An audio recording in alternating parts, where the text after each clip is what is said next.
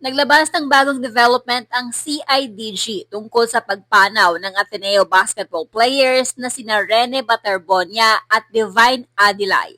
Ayon sa pahayag ng CIDG ngayong araw, hindi nila tinitingnan ang insidente bilang simpleng aksidente lamang.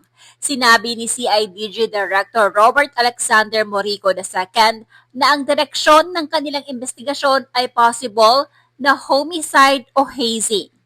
Ilan sa mga detalyeng inilabas ng CIDG ay ang 4 na manlalaro umano ang nalunod ng theme building activity sa Dipakulaw, Aurora noong June 8, ngunit 2 ang nakaligtas.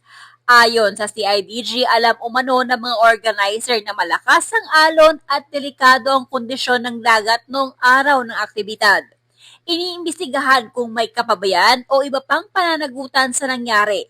Nag-issue rin ang CIDG ng panibagong sabina sa coaching staff kabilang si Tab Baldwin at hinihiling nila ang drone footage na maaaring nakakuha ng pangyayari.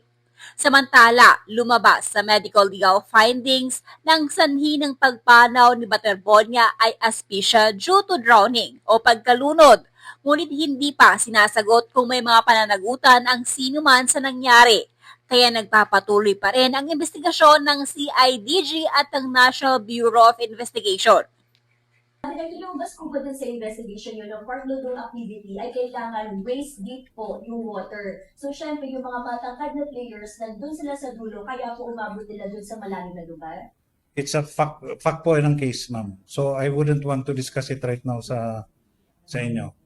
But, kung ganun ang magiging situation, parang uneven ang treatment sa mga players. It wouldn't serve ng yung intent of the training. Kasi iba-iba ang distribution ng water pressure doon sa mga student.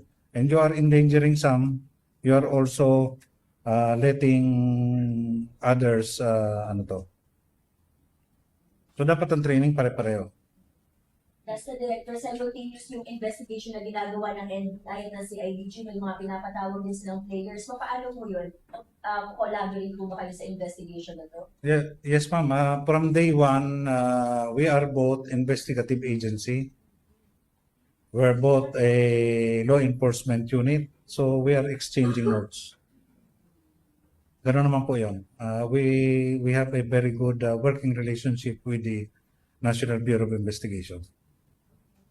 Thank you very much.